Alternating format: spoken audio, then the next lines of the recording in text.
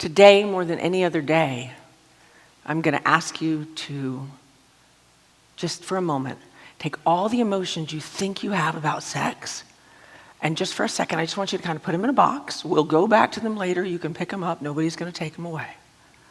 But for just a minute, as we go through this, I just want you to consider that I'm just like you. I had crazy parents too. I had people who told me what I wanted was wrong, and I had other people who told me I should do this because it was a good idea to them. So we've all got some trauma. We've all got some stuff. We all have overbearing parents. Trust me, I know. So just for a minute, if you just take all those icky emotions that you might think you know about sex, and let's just put them in a box, and we're just going to put it on the floor, and let's clear our table a little bit. Because sex is one of those topics that I promise you, I did not grow up thinking, I want to talk about sex. Doesn't that sound great? People will love you. I didn't want to do that. I wanted to be a doctor. And then I didn't like blood, so my mother said, marry a doctor. And I was like, that was a bad idea.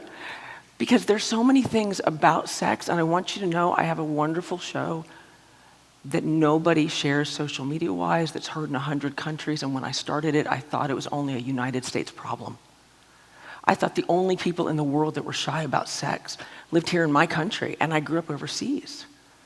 And what I found is that after 2 years, and nobody shares it, it's a bigger problem. So one of the things I did was I wanted to know what makes sex shameful. Because I grew up, and I mentioned, I warned you, my parents were nuts. I grew up in a house raised by swingers. My mom and dad were non-monogamous, and I knew it from the time I was little. And what they taught me about monogamy, about non-monogamy, was that if everyone in the room was a consenting adult and having fun, it was okay. And so I believe that because you're raised from birth to 7, whether it was in the Bible or whether it was in a swinger household, you got perceptions that you start off in life with. And I realized that mine were a little bit different than most.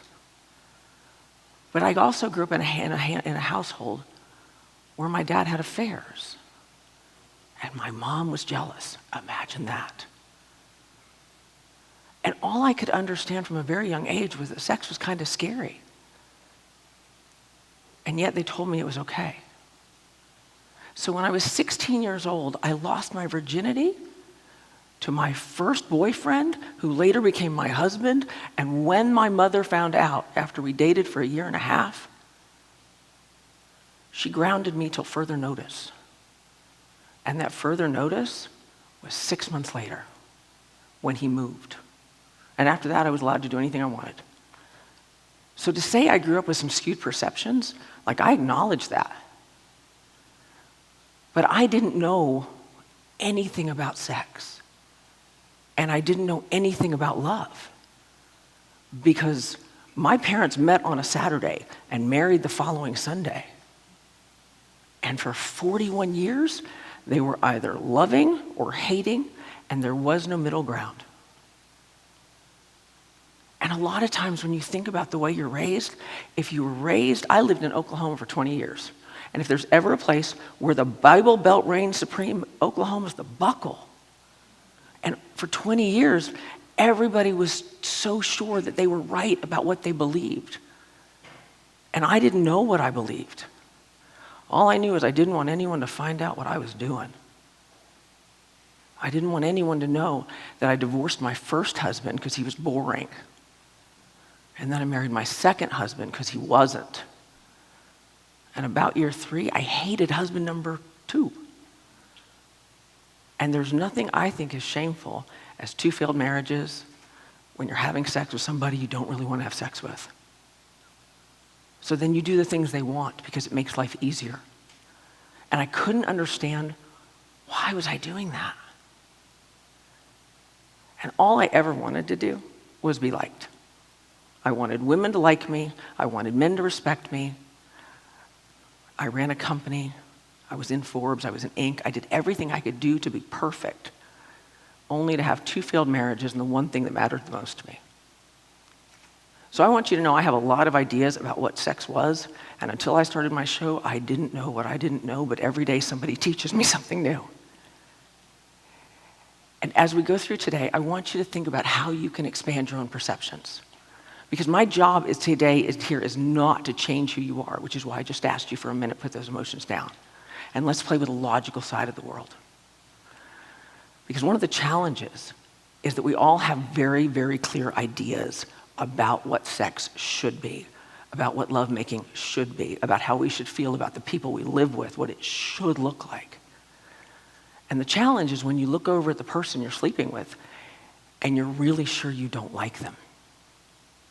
But you made a decision when you were 20-something years old that said, let's get married, let's stay together forever because the Bible says we should stay together forever.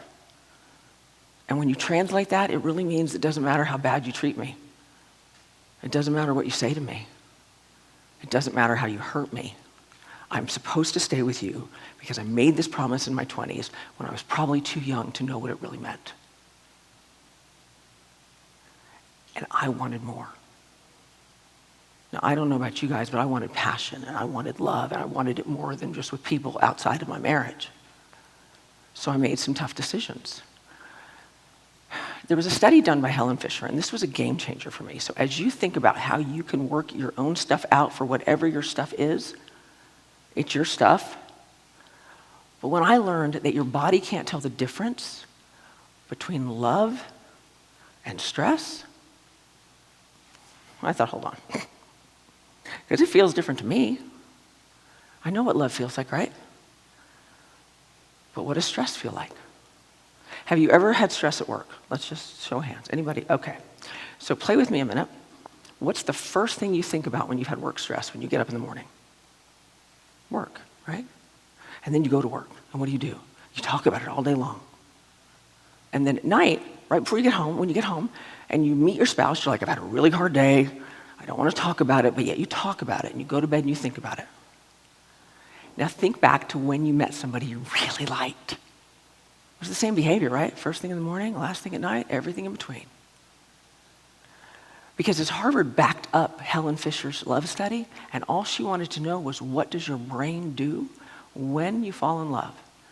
Your body can only make so many chemicals, and they come straight out of your adrenals, which is right above your kidneys. And what happens is, women, we are the most guilty of this, and I say that with love for all of us, because we're kind of problem solvers, and guys don't really want to know if we're having relationship problems most of the time. When we think about that, our adrenals send a signal that says, hey, we're in stress mode. If you're in a relationship and that's the stress mode, your brain does this. We must solve the problem. We must solve the problem.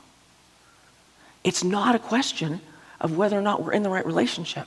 It's just like work stress. It's not a question of how to do it better.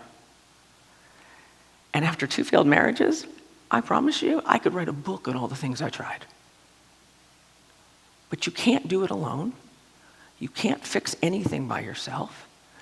But maybe the question is whether or not you should fix it. One of the things that brought me to Florida, which is where I live now, I moved out of Oklahoma because I clearly didn't fit there. And I moved to Florida, and I wanted to understand why you do what you do. Because I got through year 3 and I didn't like him, and at year 10 I liked him even less. And I started to blame myself for all the things that was wrong in my marriage. I wasn't a good enough wife. I wasn't pretty enough, thin enough, smart enough, loving enough. And when we would go to parties and he picked every girl over me, it didn't matter what she looked like, it didn't matter who she was, she just wasn't me. And so the day that I took the title of wife is the day my marriage really ended. And that sucked. Because all I wanted to know was, how do we fix this? Because that's what you do. You get married, you stay married. What underpinned my research, and I have a decade worth of research of just trying to figure out why you do what you do. And what I found along the way were some tools that I used. And Helen Fisher's study was really important for that. Because we all operate in a really good space, and I promise you, I'd take everybody's time. We'd be here for a week. But I just want you to know we all operate in a space that we showed up with. And if you have any questions, think about who's got children, knows children, been with children. Okay, who had a child who climbed on everything? Okay, okay. All right, so that kid came, nobody had to teach that kid how to do that, right? Right. And the same thing is true of all of us when we showed up. And spoiler alert, these things that we can't talk about, the sex that we can't talk about, guess how the kids got here? Right? Guess how you got here? It shouldn't be shameful to talk about it. But that work made me understand, where do we play the best? How do we operate in our space? And then I studied thousands of people. I have thousands of pieces of data and a lot of quizzes. And I asked a question on my quiz that everyone got wrong.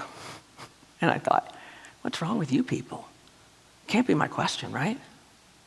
But every single person got this one question wrong, and the question was, what do you do when you're stressed? Now, when I first started my research, obviously my family was my testing ground.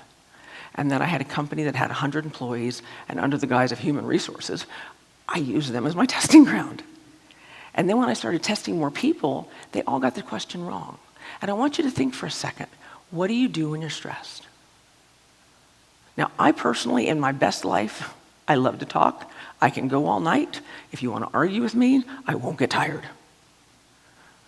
Unless, trust me, when my husband fell asleep in an argument, it was a whole different set of let me wake up. Because the physical act of listening made him tired, and I speak to connect, and can anyone say giant red flag? But when you're stressed, this is when you come out of the space where you play the best. And it feeds right into Helen's research that says our bodies shift. Think about it like Dr. Jekyll and Mr. Hyde, or Bruce Banner and the Hulk. There's a moment that you're okay, and you know you're okay, and then there's that switch.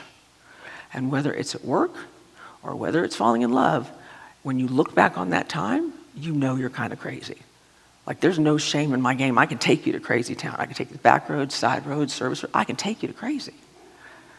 And you know those moments when you look back at your life and you go, I think I might have been a little crazy. Those moments are what I call your activity, which is your activity that you do when you don't know what you're doing. Your brain just disconnects. Now, the challenge of this is it kicks in right about the time you meet someone you really like.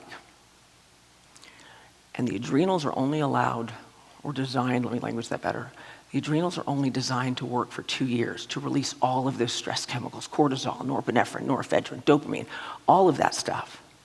And at year 3, the adrenals are like, peace out, Girl Scout, I'm good. You work it out. And all you know is all of a sudden, I liked you when we started. I don't like you so much right now. And your friends will hear it first, and it'll sound something like this. She never wants to have sex with me. He never talks to me anymore.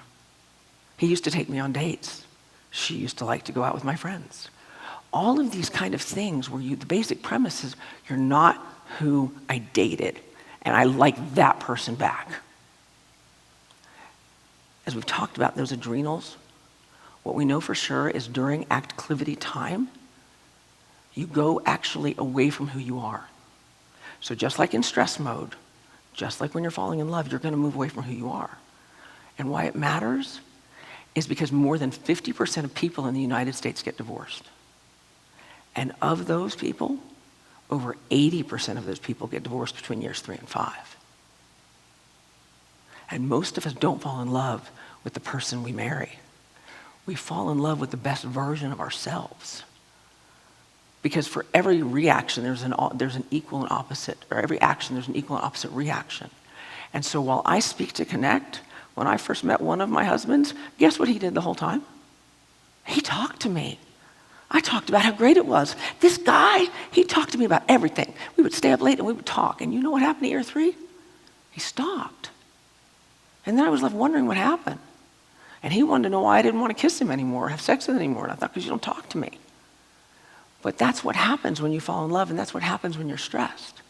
Which is why in those moments at work, the best thing you can do is find a quiet place in you. And when we're talking about sex, there's nothing more stressful than not feeling beautiful when you take your clothes off. There's nothing more stressful than knowing your partner's being with somebody else and they're picking them over you.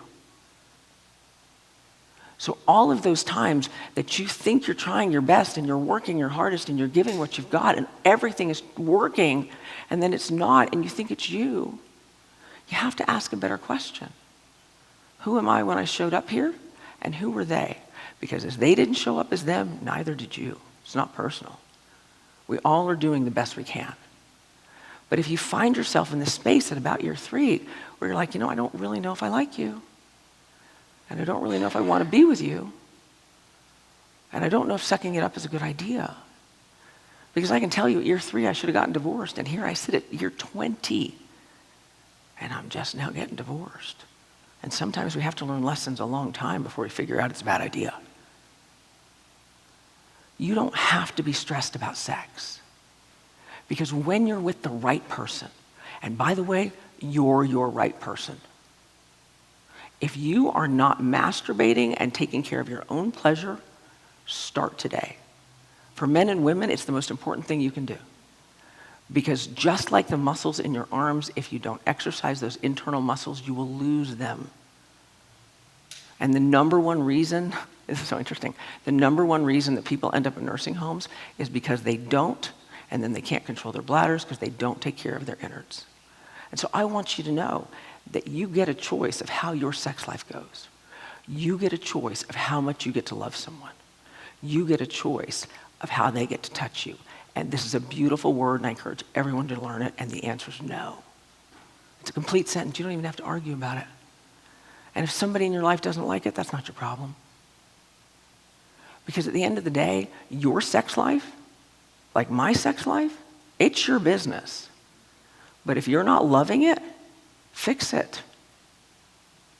Really, because our parents didn't give us a manual that said, hey, by the way, when you go in the bathroom, nobody had that conversation.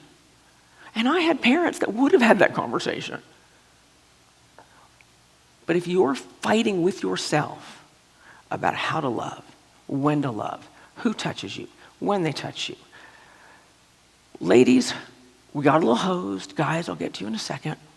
I want you to know that every time you have an intimate relationship with someone and you climax, our body releases oxytocin, which is the same chemical you release when you have a baby. Which means if we do a one-night stand, we're hosed for 2 weeks. We're in love. Guys, if you ever wonder why they love you after a one-night stand, this is why. So if you ever want to know how you feel about someone in your life, stop having sex for 2 weeks. Now, guys, I know you're kind of annoyed at me about this, but I want you to know, if you're here with your partners, I got you. Here's how I got you. Guys release oxytocin as well, but more importantly, you guys release more dopamine, which means you love the chase. You love the uncertainty. So ladies, as you guys decide, for 2 weeks, it's just going to be me and me. They're going to chase extra. And should you guys decide to get together again, it's going to be way more fun. But it gives everyone a chance to kind of clear the chemicals out and go, what do we have here? Because sometimes the fight isn't about the dishes. Sometimes the fight is about, I don't feel loved by you. And everybody deserves it. And sex is the glue that holds your relationship together. And the best thing I can tell you is if you're not happy in your relationship, put your emotions back on this table, review them later, and make a different choice. Thank you.